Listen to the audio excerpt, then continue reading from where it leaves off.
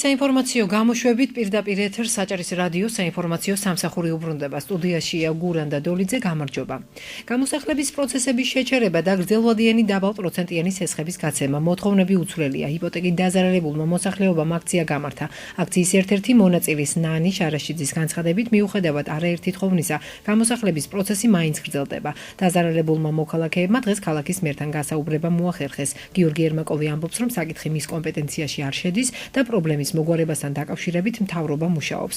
დღესვე აქციის მონაწილეებმა წერილი საქართველოს პრემიერ-მინისტრს ირაკლი ღარიბაშვილსაც გაუგზავნეს იმ შემთხვევაში, თუ მთავრობა მათ მოთხოვნებს არ დააკმაყოფილებს, ჰიპოთეკით დაზარალებული მოქალაქეები აქციების გამართვით იმუქრებიან. მე გამოსავალს იმაში ვხედავ, რომ ვაშენებ საცხოვრებელ ფონდს, რომელშიც მიიღებს ქალაქის გარკვეული კატეგორია მონაწილეობას. ეს არ არის საჩუქარი, ეს არის ხელმისაწვდომი საბინაო ფონდი. რაც შეუძლია გააკეთოს ქალაქის მერიამ. ეს არ გაკეთებულა, ამას ვაკეთებ. არის კერძო ურთიერთობები, რომლებიც არის წარმოშობილი ბანკსა და კერძო პირებს შორის. ამიტომ სახელმწიფო ორ კერძო სუბიექტ შორის ურთიერთობაში ვერ ერევა. ეს ჩემ კომპეტენციებში არ შედისო, ვის მოვთხოვოთ პასუხი, ვის კომპეტენციებში შედის ჩვენი მდგომარეობა.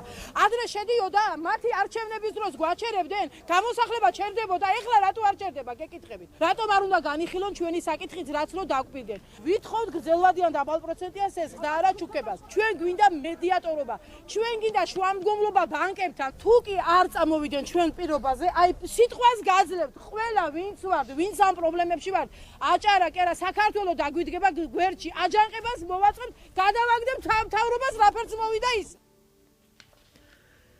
მათ ვინც ბოლო დღეებში შეზღუდული პასუხისმგებლობის საზოგადოება მადას წარმოებული პელმენი, ხინკალი, ქაბაბი და სხვა ხორცს პროდუქტები შეიძინა საკვებად არ მიიღოს. მოსახლეობა სურსათის ეროვნული სააგენტო აფრთხილებს. ამის შესახებ სოფლის მეურნეობის სამინისტროს სურსათის ეროვნული სააგენტოს საგანგებო განცხადებაშია ნათქვამი.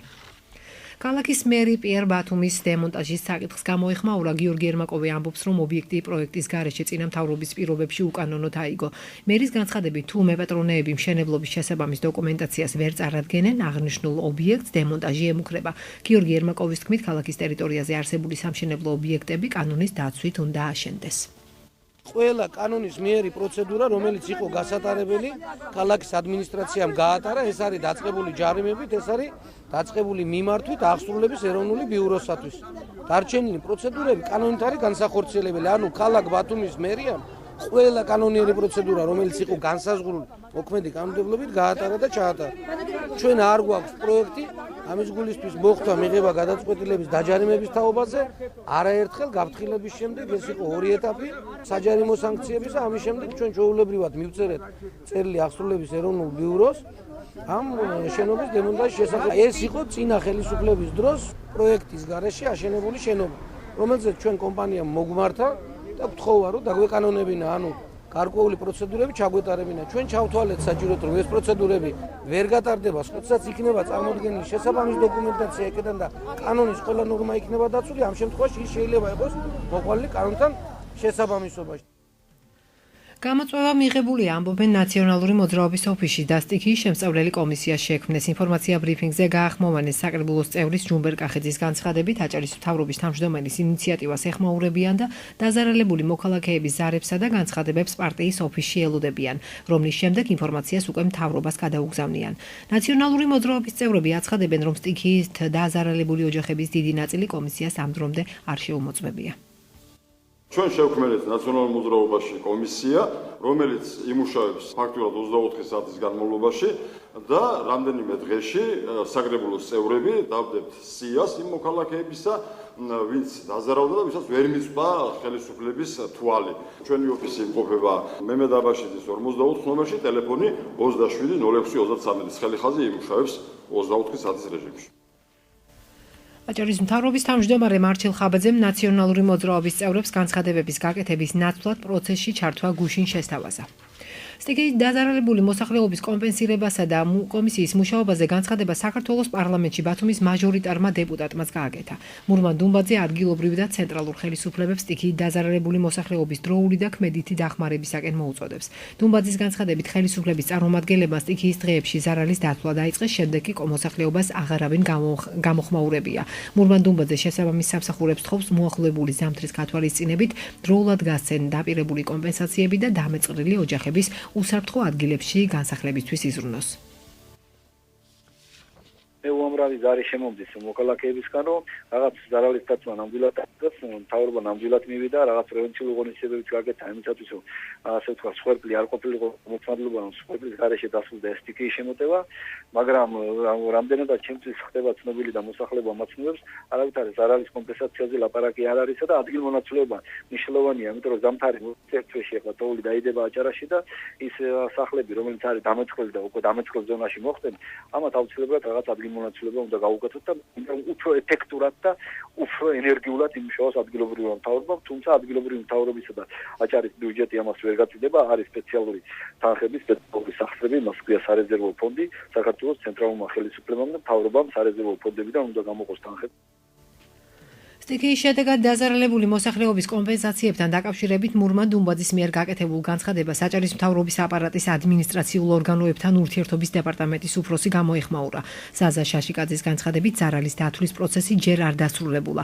შაშიკაძე ამბობს, რომ წინასწარი მონაცემებით ბათუმში სტიქია მე-600-მდე ოჯახი დააზარალა და ირწმუნება, რომ ზარალის სუსტი ოდენობის დადგენის შემდეგ ყველა ის მოქალაქე, რომელიც სტიქიის შედეგად დაზარალდა, კომპენსაციას მიიღებს. ახის გამოყოფას და გადასცემას თავისი პროცედურები აქვს, ისე არა, ეხლა გამყველა ვისაც ვის სახსაც ჯანმრთელობასაც საფრთხეში და ყველას პრობლემა გადაწყვეტილია, ყველა არის უსაფრთხო ადგილას გადაყვანილი, მაგრამ თანხა აიღო და გასცეს, ესე ხდება ამას თავისი წესი და რიგი აქვს რა. ეხლა თანხის აუცილებლობა და საჭიროება ამ ოჯახებს დღეს მდგომარეობით არ გააჩნია, მაგრამ უცა ზარალი დაითვლება აუცილებლად აუნაზღაურდება ყველა ზარალი. მაგრამ ახლა დღეს მეორე დღეს რომ თანხა აიღოს, ესე არ ხდება. ასეულობით ოჯახზე არის საუბარი, მარტო ბათუმში დატბორილია ახლობით 600 ოჯახიდან არის ინფორმაცია შემოსული, ყველა დეტალურად სრულყოფილად შეისწავლება და მაქსიმალურად მოკლე დროში გაიცემა კომპენსაცია. მიმდინარე კვირას დაზუსტება თანხა და გაცემას კიდე თავისი პროცედურით დრო გააჩნია. დუმბაძე დღეს კიდევ ერთხელ საუბრობს ღამის მატარებლის გაუქმების შესახებ. პარლამენტის ვიცე-სპიკერს მიაჩნია, რომ ღამის მატარებლის გაუქმება მოსახლეობის უკმაყოფილებას გამოიწვევს. იხსენებს იმ დღესაც, როცა საქართველოს რკინიგზის დეპარტამენტის ხელმძღვანელობა აჭარის მთავრობის მეთაურს შეხვდა. მაჟორიტარი დეპუტატი მოუწოდებს რკინიგზის დეპარტამენტის ხელმძღვანელობას, რომ მოსახლეობის ინტერესების ხარჯზე ეკონომია არ გაკეთდეს. საქართველოს რკინიგზის ხელმძღვანელობა ჩამოვიდა, მთავრობის კაბინეტში მოხდა ჩვენი შეხვედრა და პრაქტიკულად გადაწყვეტილება მიიღო ორმა კაცმა, რომ ეს მატარებელი უნდა გაუქმებულიყო. მე მესამე პირი აღმოჩნდი ამ მთავრობის თავმჯდომარის კაბინეტში. პოზიცია მაშინაც და დღესაც ოფიციალური წერილიც დადასტურებული, რომ ღამის მატარებლის გაუქმება არის სერიოზული ზარალი რეგიონის მოსახლეობისათვის და არა მარტო რეგიონის მოსახლეობისათვის. თბილისი მაღინჯაურის ღამის მატარებლის გაუქმებასთან დაკავშირებით საქართველოს რკინიგზა განცხადებას ავრცელებს, რომელშიც აღნიშნულია, რომ გაუქმებული რეისი მოძველებული ტიპის ვაგონებით იყო დაკომპლექტებული, მის ნაცვლად კი უახლესი ელექტრომატარებლები იმოძრავებენ. მათივე ინფორმაციით 1980 წელს დამზადებული საკლასო მატარებელი ვერ აკმაყოფილებდნენ თანამედროვე სტანდარტებს. თბილისიდან ბათუმამდე მსვლელობის დრო იყო 8 საათი და 30 წუთი. თანამედროვე ელექტრომატარებელი, რომელიც 2013-14 წლებშია გამოშვებული, 5 საათსა და 15 წუთში ფარავს აღნიშნულ მარშრუტს, რაც მთავრობის ხანგრძლივობას 3 საათზე მეტით ამცირებს. თანამედროვე ელექტრომატარებლებში გაზრდილია სამგზავრო ადგილებით ძველი მატარებლის შემადგენლობას ერთ რეისზე მხოლოდ 154 მგზავრის გადაყვანა შეეძლო. ახალ მატარებელში ადგილების რაოდენობა 3 საათამდე გაიზარდა. ყოველდღიურად თბილისიდან და ბათუმიდან შესრულდება ორ-ორი რეისი, რომლებიც მგზავრებს შესაძლებლობას მისცემს ერთი დღის განმავლობაში ჩავიდნენ და უკან დაბრუნდნენ დედაქალაქსა თუ ბათუმში. ახალი ელექტრომატარებლებით რეისის შესრულება საშუალოდ 40%-ით უფრო ნაკლები უჯდება კომპანიას. აღნიშნულია საქართველოს რკინიგზის განცხადებაში. მთავრობის ახალი ტარიფები და შეღავათების სხვადასხვა კატეგორიის მოქალაქეებისთვის ბათუმის მერიისა და ბათუმის ავტოტრანსპორტის გადაწყვეტილებით ნულოვანი ტარიფით მოსარგებლე ბენეფიციართა რიცხვი იზრდება. მათ შორის იქნებიან მოსწავლეები, შეზღუდული შესაძლებლობების მქონე პირები, ბათუმის ხანდაზმულთა სოციალური ცენტრის ბენეფიციარები, ვეტერანები და მათთან გათანაბრებული პირები. ასევე 0-დან 70,000-მდე ქულის მქონე მოქალაქეები. ცვლილებებია სატარიფო განრიგშიც. ამ დრომდე არსებული 20 თეთრიანი ტარიფით 15 თეთრით იცვლება, რომლითაც სტუდენტები, მასწავლებლები და ასაკით პენსიონერები ისარგებლებენ. მალე მუნიციპალურ ტრანსპორტში ელექტრონული გადახდის საბილეთო სისტემა შევა. აღნიშნულმა სისტემამ სატესტო რეჟიმი უკვე გაიარა. ბათუმის ავტოტრანსპორტის დირექტორ პაატა დუმბაძის განცხადებით ელექტრონული ბარათები მომხმარებლის იდენტიფიკაციას გაამარტივებს. კონტროლიორებს კი გზავრობის საფასურის გადახდის შესამოწმებლად ახალი სპეციალური აპარატები დაურიგდებათ. ბარათების ასაღებად მოქალაქეებმა ლიბერტი ბანკის ფილიალებს უნდა მიმართონ. ბათუმის მერიაში გამართულ პრეზენტაციას ქალაქის მერი ესწრებოდა. გიორგი ერმაკოვი ამბობს, რომ სიახლეები სოციალურ პრობლემებს ნაწილობრივ მოაგვარებს. ელექტრონული პლასტიკური ბარათები 3 სახის იქნება, სტანდარტული, შეღავათიანი და ნულოვანი. ახალი ტარიფებით კი მხოლოდ ბათუმში რეგისტრირებული მოქალაქეები ისარგებლებენ. აქამდე მოქმედი შეღავათიანი 20 თეთრიანი ტარიფი უკვე გაუქმდა. ვინც სარგებლობს იმათვის უკვე 15 ოქტომბრიდან გაუქმდება და შემოვა უკვე 15 თეთრიანი შეღავათიანი ტარიფი. ამისათვის ამ კატეგორიის ხალხი უნდა მივიდეს ლიბერტი ბანკში შესაბამის ცნობებთან ერთად, ანუ მასწავლებლები და სტუდენტები, რომ სწავლობენ, ასწავლიან შესაბამის დაწესებულებებში, პირადობის მოწმობასთან ერთად უკვე დაუმზადებენ შესაბამის ელექტრონულ 15 თეთრიან ბალანს. სკოლის მოსწავლეებს მივეცით საშუალება იმისა, რომ ზუსტად ამ სოციალური ფონდიდან გამომდინარე, ვისაც ყველაზე უფრო მეტად უწევდა მგზავრობა ამ ავტოტრანსპორტით, აუხადეთ ნულოვანი სიახლე იყო ასევე ელექტრონული ბარათების გამოყენება. და ერთადერთი შენიშვნა მოსაკითხთან დაკავშირებით ჰქონდა ის, რომ თვითონ გამტარებელი აპარატი უნდა გახდეს ხმოვანი, რათა თქვა შეზღუდული შესაძლებლობის მქონე პირებს ჰქონდეთ საშუალება იმისა, რომ ხმოვანი სიგნალით მიიღონ ინფორმაცია. ბათუმის მერიის განათლების, კულტურის, სპორტისა და ახალგაზრდობის სამსახურის წარმომადგენლებმა 2015 წლის მიზნობრივი პროგრამების პრეზენტაცია გამართეს. განათლებისა და კულტურის განყოფილების ხელმძღვანელის ინფორმაციით მომავალ წელს ის პროგრამები გაგრძელდება, რომლებიც წელს იყო მოთხოვნადი. ლამზი რაბოლქვაძე სიახლეებზეც საუბრობს. მისი ინფორმაციით წელს კულტურისა და განათლების განყოფილება თავისუფალი ინიციატივის მხარდაჭერის პროგრამას განახორციელებს, რომლის ფარგლებშიც ახალგაზრდებს სკოლამდელი განათლების, კულტურისა და სამოქალაქო ცნობიერების ამაღლების კუთხით პროექტებში ჩართვის საშუალება ექნება. პროგრამისთვის 200,000 ლარია გათვალისწინებული 2015 წლის პრიორიტეტების განხილვას არასამთავრობო სექტორისა და საზოგადოებრივი ორგანიზაციების წარმომადგენლებიც ესწრებოდნენ. არასამთავრობო ორგანიზაცია სამოქალაქო საზოგადოების ინსტიტუტის ბათუმის ფილიალის ხელმძღვანელი ნათია აფხაზავა ხარვეზებს სატენდერო და შესყიდვების, ასევე პროგრამების განხორციელების მიმართულებით ხედავს. 2015 წლის პრიორიტეტების საკრებულოს 15 ოქტომბერს დასამტკიცებლად გადაეცემა. გაგრძელდება ის პროექტები, რომლებიც ამ მიმართულების გაძლიერებას მოემსახურება და ასევე იქნება სიახლეებიც, მაგალითად ერთ-ერთი ახალი პროექტი ეს არის თავისუფალი ინიციატივების მხარდაჭერა, რაც გულისხმობს საზოგადოებიდან, ასევე ფიზიკური პირებიდან შემოსული ინიციატივების მხარდაჭერას კულტურის მიმართულებით, სკოლამდელი განათლების მიმართულებით, ასევე სამოქალაქო ცნობიერების ამაღლების მიმართულებით. პილოტირებას გადის პროგრამა ახალგაზრდების უცხოეთის სტაჟირება, ეს პროექტი კვლავ გაგრძელდება მომავალ წელს და გარდა იმისა, რომ დაფინანსდება ტურიზმის მიმართულება, ასევე დაფინანსდება კულტურული მიმართულებები, ანუ დაინტერესებული პირებს, რომელსაც უნდათ კვალიფიკაცია აიმაღლონ კულტურის მიმართულებით, ექნებათ შესაძლებლობა მომავალ წელს უკვე ევროკავშირის ქვეყნებში, ასევე თურქეთში და შვეიცარიაში გაიარონ პროფესიული სტაჟირება. ხარვეზები იყო და არის უშუალოდ განხორციელებაშიც და იგივე სატენდერო და შესყიდვების მიმართულებით განხორციელებულ აქტივობებში. ჩვენ ვხედავთ რაღაცას, რომ თქვათ განვითარებას და პროგრესს ამ მიმართულებით და იდეები გარკვეულწილად გათვალისწინებული არის, თუმცა ის აქცენტები, როგორიც იყო თქვათ ახალგაზრდებზე მხარდაჭერა, იგივე სპორტული ცხოვრების ხელშეწყობა და იგივე თვითმყოფადი, რომ გახდეს ეს სპორტული ორგანიზაციები, ჯერჯერობით ამის ესე რომ თქვათ გეგმა არ არის წარმოდგენილი. გასული 9 თვის შედეგებს აჭარის ჯანმრთელობისა და სოციალური დაცვის სამინისტრო აჯამებს. მათივე ინფორმაციით აღნიშნული პროგრამების სამინისტრომ 2,516,465 ლარი დააფინანსა. ინდივიდუალური სამედიცინო დახმარების პროგრამით კი 1,423 ვაუჩერი გაიცა, რომლისთვისაც ბიუჯეტიდან 1,000,000 ლარზე მეტი დაიხარჯა. სამინისტროს მონაცემებით 4,000-ზე მეტ ოჯახს სხვადასხვა სახის სოციალური დახმარება გაეწია. გარდა ამისა, ჯანდაცვის 4 პროგრამით სამედიცინო მომსახურება 3,365 მოქალაქეს გაეწია. მინისტრის მოადგილის განცხადებით, სამინისტრო 17 სოციალურ და სამედიცინო პროგრამას ახორციელებს. აღნიშნული პროგრამებით მხოლოდ აჭარის რეგიონში მცხოვრები ის მოქალაქეები სარგებლობენ, რომლებზეც საყოველთაო ჯანდაცვის პროგრამა არ ვრცელდება. დღეს ხულოს მუნიციპალიტეტის სოფელ დიოკნისში ფერმერთა კოოპერატივების გაუმჯობესების პროექტის პრეზენტაცია გაიმართა, რომელზეც დიოკნისის სასოფლო-სამეურნეო მომსახურების სერვის ცენტრს სხვადასხვა დასახელების სასოფლო-სამეურნეო ტექნიკა გადაეცა.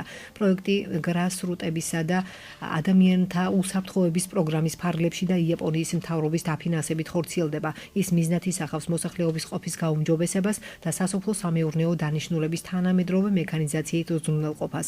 პრეზენტაციას დაეწნენ ხელისუფლების წარმომადგენლები და იაპონიის საგანგებო ელჩი. პროექტი $89,776 $1,000 დაფინანსდა. აჭარაში ნაადრევი ციტრუსის დაკრეფა დაიწყეს პლანტაცია აგროსერვის ცენტრის სანერგე მეურნეობაში 2 წლის წინ ეიმპარდის პროექტის ფარგლებში გაშენდა. წელს 15 ტონა ნაადრევი მანდარინის მოსავალს ელოდებიან.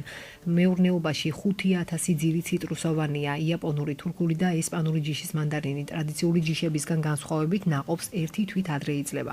ამიტომ მთავრობაში აპირებენ, რომ რეგიონში ნაადრევი ციტრუსის ჯიშების გავრცელებას ხელი შეუწყონ. ნარინჯისფერი რთველი ნოემბერში დაიწყება, წელს აჭარაში შარშანდელთან შედარებით ნაკლებ 60,000 ტონა მოსავალს ელოდებიან. აგროდაზღვევის პროგრამაში ჩართულ ფერმერებს სტიქიით მიყენებულ ზიანს სადაზღვევო კომპანია აუნაზღაურებს. ზარალის დათვლა და შეფასება დღეს დაიწყო. GPI ჰოლდინგის წარმომადგენლები აგრონომთან ერთად ქობულეთის სოფელ აჭყვის თავში მცხოვრები ყომახიძეებისა და რომანაძეების ოჯახებში იმყოფებოდნენ.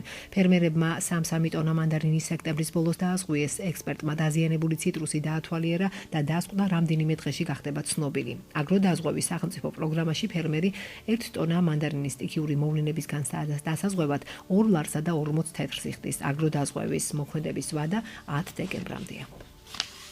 როგორ დავწეროთ სამოტივაციო წერილი, რეზიუმე და რა უნდა გავითვალისწინოთ გასაუბრებაზე. ქედაში სამუშაოს მაძიებლებს ტრენინგი ჩაუტარდათ.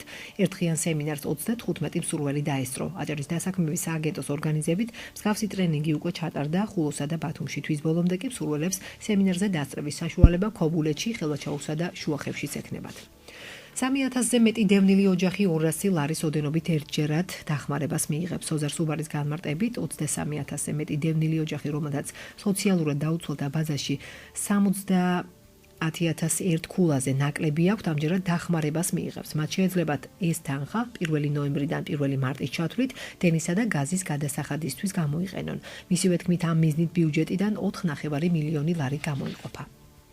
ბათუმის იუსტიციის სახლის მოხალისე თანამშრომლებს დღეს სერტიფიკატები გადაეცათ. მანამდე კი საქართველოს იუსტიციის სამინისტროს დანაშაულის პრევენციის ცენტრის პროგრამა ლიდერთა სახლის მონაწილეებმა ფლეშმობიც მოაწყვეს. ღონისძიება პროექტის ერთი დღე იუსტიციის სახლის თანამშრომლად ფარგლებში გაიმართა, რომელშიც აჭარაში მცხოვრები 29 მოსწავლე იყო ჩართული. პროგრამა 20 აგვისტოდან 20 სექტემბრის ჩათვლით თბილისში, ბათუმსა და მარნეულში მიმდინარეობდა. მასში 14-დან 18 წლამდე ასაკის 200-მდე მოსწავლე მონაწილეობდა. ბათუმის იუსტიციის სახლის მენეჯერ თამარ სამსონიას განცხადებით, მოსწავლეები თანამშრომლებს მოქალაქეთა ნაკადის მართვაში ეხმარებოდნენ. დანაშაულის პრევენციის ცენტრმა აღნიშნული პროექტი იუსტიციის სახლში პირადობის ახალი მოწმობის გაცემის აქციას დაამტყვია. აქციის ფარგლებში მსურველებს ახალი პირადობის მოწმობის აღება 34-ის ნაცვლად 15 ლარად შეეძლოთ. აქციით შეცვალე ძველი ახლით ქვეყნის მასშტაბით სულ 130,369 მოქალაქე მისარგებლა. შევიწყდე ძალიან ბევრი მეგობარი, კიდევ ვაპირებ მონაწილეობას, რადგან ძალიან სახალისო არის, დიდი სტიმული მომანიჭა და პოზიტიური განწყობა მომცა ძალიან დიდი. პროექტი გრძელდება, ღონისძიებაში ჩართული არიან სოფლის მოსწავლეები 18 წლამდე. მათ ჰქონდათ შესაძლებლობა აქციის ფარგლებშიც მოხალისეობრივად თავიანთი ჩართული იყვნენ, გაეცნოთ იუსტიციის სახლის კონცეფცია, თუ როგორ მუშაობთ ჩვენ. ფაქტიურად მათი აქტივობა ძალიან მაღალია და ეს ახალი თაობა ეცნობა საჯარო სამსახურს, ეცნობა იმას, თუ როგორ მუშაობს იუსტიციის სახლი, ზოგადად ბოლო აქციის განმავლობაში ძალიან მნიშვნელოვანი იყო მათი ჩართულობა. ახლებური მიდგომა, ხედვები და შეფასების მნიშვნელობა ინკლუზიური სწავლების პროცესში. ინკლუზიური განათლების სასწავლო დაწესებულებების პედაგოგებისთვის სარეკომენდაციო შინაარსის სახელმძღვანელო ბრიტანელმა ექსპერტებმა შეიმუშავეს. განათლების პროფესორი კნუტ რუარინგი და ინკლუზიური განათლების პროფესორი რიჩარდ როსი წიგნზე საქართველოს განათლებისა და ნორვეგიის განათლებისა და კვლევის სამინისტროების ერთობლივი პროექტის ფარგლებში მუშაობდნენ.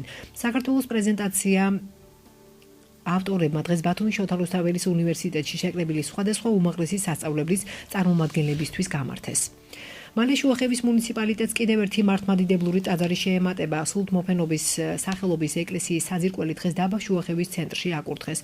ტაძარი მრგვალი გარშემოსასვლელით აიგება და ცენტრალური ნაწილის გარდა ორი სამლოცველო ექნება.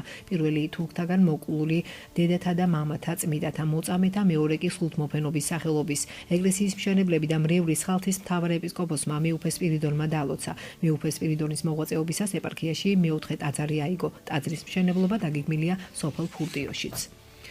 შიდა ტურიზმის განვითარების ფარგლებში ბათუმში საქართველოს სხვადასხვა ქალაქის 10 ტურისტული სააგენტოს ტუროპერატორი იმყოფება. ორი დღის განმავლობაში ისინი ბათუმელ კოლეგებს შეხვდებიან, სასტუმროების ინფრასტრუქტურასა და რეგიონის ტურისტულ პოტენციალს გაეცნობიან. აჭარის ტურიზმისა და კურორტების დეპარტამენტის ორგანიზებით წლის განმავლობაში ბათუმში 20-მდე ინფო და პრეს-ტური განხორციელდა. კომპეტენციათა ცენტრების ქსელი შავი ზღვის რეგიონის საკრუიზო ტურიზმის განვითარების მიზნებისთვის ამ თემაზე ბათუმის საზღვაო აკადემიაში ტემპუსის პროგრამის საკოორდინაციო შეხვედრები მიმდინარეობს. პროექტი საქართველოსა და უკრაინაში კომპეტენციათა ცენტრების გახსნას ითვალისწინებს, რაც რეგიონებში საკრუიზო ტურიზმის განვითარებას ხელშეუწყობს. ცენტრები განათლების, კონსალტინგისა და კვლევების კუთხით იმუშავებენ. საქართველოსა და უკრაინის გარდა შეხვედრაში ევროკავშირის 5 ქვეყნის, გერმანიის, იტალიის, ბულგარეთის, რუმინეთისა და სლოვაკეთის უმაღლესი სასწავლებლებისა და ტურისტული ორგანიზაციების წარმომადგენლები მონაწილეობენ. პროგრამის ხანგრძლივობა 3 წელზეა გათვლილი. მსგავსი შეხვედრები ქუთაისისა და თბილისის სხვადასხვა უნივერსიტეტშიც გაიმართება. ბათუმში საერთაშორისო ანიმაციური ფილმების ფესტივალი თოფუზი დაიწყო. წელს საკონკურსო და საინფორმაციო პროგრამებში 38 ქვეყნის 105 ფილმს უჩვენებენ. ფესტივალმა სტარტი მაღალმთიანეთში, ხულოს მუნიციპალიტეტში 6 ოქტომბერს აიღო. ღონისძიებაში რეგიონის დანარჩენი მუნიციპალიტეტებიც ჩაერთვნენ. ორგანიზატორთა ინფორმაციით, ბათუმის ხელოვნების ცენტრში ჟიური საერთაშორისო ანიმაციური ფილმების შერჩევაზე იმუშავებს. ევროპის მოედანზე სამუშაო შეხვედრები გაიმართება. ბავშვებს შესაძლებლობა ექნებათ ანიმაციური ფილმების შექმნის ხელოვნებას დაეუფლონ. პარალელურად ფილმების კინოთეატრ აპოლოში გაიმართება. ზურაბ დიასამიძის ინფორმაციით, დღის განმავლობაში 30-მდე ანიმაციური ფილმის ჩვენებაა დაგეგმილი. ფესტივალის ოფიციალურ გახსნამდე ბავშვები ანიმაციური ფილმების კოსტიუმირებულ გმირებთან ერთად ქალაქის ქუჩებს მატარებლით შემოვლიან. წელს მონაწილე ფილმების ქვეყნების რაოდენობა 58-მდე ავიდა და ეს ვახარებს, იმიტომ ეს არის ნიშანი იმისა, რომ ფესტივალი იზრდება. ამასთან ერთად რა თქმა უნდა სამუშაოებიც გვეზრდება, მაგრამ ვართ მზად ვიშრომოთ ანიმაციას განვითარებას ხელი შეუწყოთ საქართველოში. ჩვენთან დღეს ჩამოდიან ზუგდიდის სამხატვრო სასწავლებლის ბავშვები, სადაც ჩვენ სტუდიები გვაქვს გახსნილი ანიმაციის, თელავის ბავშვები ჩამოდიან, გორიდან ჩამოდიან. მოკლედ ძალიან დიდი ზეიმი გვაქვს. ვფიქრობ ბათუმშიც ალბათ ადრე თუ გვიან გავხსნით ანიმაციის სწავლების სტუდიას და ბათუმელ ბავშვებსაც ექნება საშუალება განახორციელონ თავისი იდეები, ისწავლონ ანიმაციის წარმოების პროცესი. ფესტივალი რეგიონში უკვე მე-6 წელია აჭარის განათლების, კულტურისა და სპორტის სამინისტროს კულტურული ცხოვრების გააქტიურებისა და პოპულარიზაციის პროგრამის ფარგლებში ტარდება. უწყების კულტურის დეპარტამენტის უფროს ირინა სურმაინძის ინფორმაციით, ბათუმში საერთაშორისო ანიმაციური ფილმების ფესტივალი თოფუზი დღეს საღამოს დრამატულ თეატრში გაიხსნება და 11 ოქტომბერს ოფიციალურად დაიხურება. ჟიური საუკეთესო ფილმებს სხვადასხვა ნომინაციაში გამოავლენს. ძალიან საინტერესო და მრავალფეროვანი პროგრამა აქვს ფესტივალს და წელს კიდევ უფრო გაიზარდა ფესტივალის პროგრამა და გამრავალფეროვდა. ხულო, შუახევი და ქედა დაემატა ფესტივალს. წელს უკვე იქ ჩატარდა 7-ში და 8-ში ანიმაციური ფილმების ჩვენებები მოეწყო. დღეს საღამოს 7 საათზე ბათუმის დრამატულ თეატრში გაიმართება ფესტივალის გახსნა ანიმაციური ფილმით პიტერი და მგელი. ეს არის ძალიან საინტერესო ფილმი და იქნება ცოცხალი ორკესტრის გახმოვანებით. პროკოფიევის ნაწარმოების მიხედვით არის და ყველას გეპატიჟებით რომ მოხვიდეთ და დაესწროთ. ვფიქრობ, რომ ძალიან საინტერესო საღამო გველოდება წინ. და ბოლო სპორტი. სენაკში დასასრულს მიუახლოვდა საქართველოს ჩემპიონატის დასავლეთ ლიგის პირველი წლის ტურნირი 1998-99 წლებში დაბადებულ ჭაბუკ ხელბურთელთა კოლექტივებს შორის. შეჯიბრების მეოთხე ტურში თავისი გამოსვლა მაჟორულ ნოტზე დაასრულა ბათუმის გუნდმა, რომელმაც დაძაბულ ორთაბრძოლაში სამბურთიანი უპირატესობით 26-23 აშკარა აუთსაიდერი წყალტბოს ნაკრები დაამარცხა. ამ უკანასკნელმა იმერულ დერბში სამტრედიელებთანაც დათმო შეხვედრა ერთი ბურთის სხვაობით. ქუთათურებმა კი იოლად მოუგეს ზუგდიდელ თანატოლებს 39-26 და 6 გულით ინარჩუნებენ ერთპიროვნულ ლიდერობას. 4 გულით მეორე, მესამე ადგილებს იყოფენ სამტრედიისა და ბათუმის კოლექტივები. დღეს დასკვნითი ტურის ორი თამაში ჩატარდება. ქუთაისელ და სამტრედიელ ჭაბუკ ხელბურთელებს ალბათ არ გაუჭირდება წყალტუბოსა და ზუგდიდის ბარიერების დაცლება. თქვენ მოისმინეთ მთავარი საინფორმაციო გამოშვება გურან და დოლიძესთან ერთად ამით გემშვიდობებით მომავალ შეხვედრამდე.